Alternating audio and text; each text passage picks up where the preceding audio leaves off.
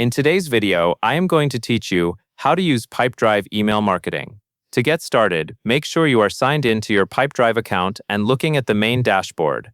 Email marketing in Pipedrive is managed through the Campaigns area, which helps you send a one-time email to a selected audience using a template or a custom design. First, go to the left sidebar and click Campaigns. This is where you can view your existing campaigns and create new ones. If you are new to this area, take a second to notice the layout so it is easy to come back later and review results and performance. Next, create a new campaign by clicking the plus campaign button. When the creation options appear, choose Email Campaign. This tells Pipedrive that you are building an email send rather than another type of campaign activity, and it opens the email builder workflow. Now you will choose how your email will look. You can select a template if you want a faster setup with a proven layout, or you can click Design Your Own if you prefer to build the email from scratch. Templates are helpful when you want consistent branding and spacing without spending extra time on formatting.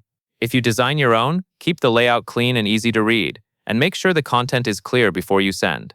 After your design is selected, it is time to choose who will receive the email. Click Add Recipients, then select your filtered list.